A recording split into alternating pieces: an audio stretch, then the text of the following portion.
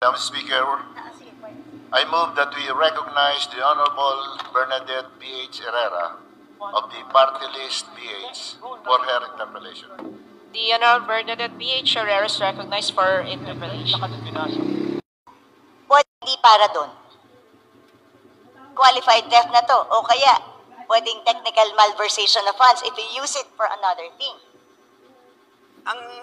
Ang tawag po dun sa libro ay Book of Accounts. So, may Book of Accounts at nandun naman po maliwanag ang balanse. So, at any point in time na kung na-question... Madam Speaker, ulitin ko, ano pong batas ang nagsasabi na pwedeng gamitin pangsamantala ang earmarked revenue? Hindi po ginagamit ang revenue. Maliwanag po yun. Yung pera, Madam Speaker. Saan po sinasabing batas na yung cash na nakolekta ng isang collecting agency para sa isang bagay na naka-earmark? Kaya po tayo nagpasa ng batas sa Kongreso. Gusto ko itong SUF para lamang sa free wifi. O meron na siyang 24 billion na cash na nakadeposito. Pero sabi nga, yung cash na to nawawala na kasi ginagamit siya habang hindi pa ginagamit ng free wifi. Hindi ko po talaga masettle sa utak ko kung paano pwedeng, kung ano, yun lang naman tinatanong ko, ano po bang batas ang nagsasabi, yung cash na para sa free wifi, pwede munang hirmin ng national government para gastusin sa ibang bagay nang hindi nagpapaalam sa tamang or walang proper documentation.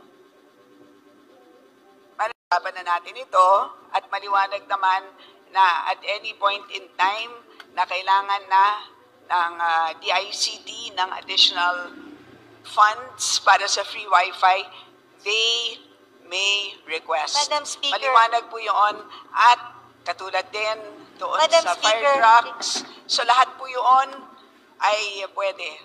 So yun ang sistema po ng paggamit ng accounts sa special accounts in the general fund. Ganun po ang sistema.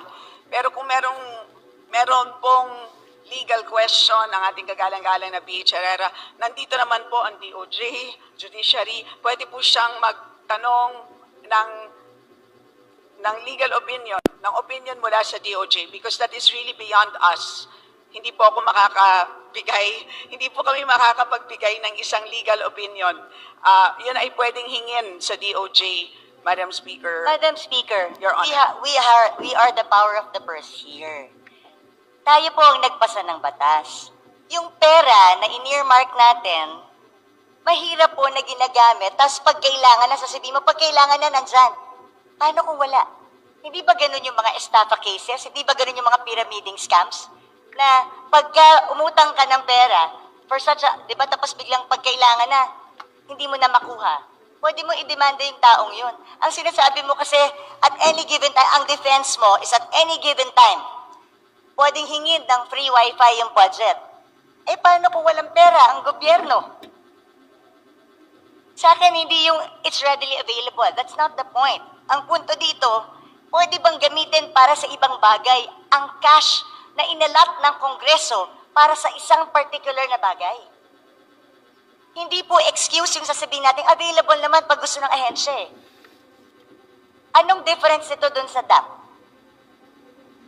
Well, ang tawag po dito, Madam Speaker, ang tawag po dito ay cash management by the national government, and this is under Executive Order number 449. Yan po ang mandato ng ating National Treasury. So, kung meron pong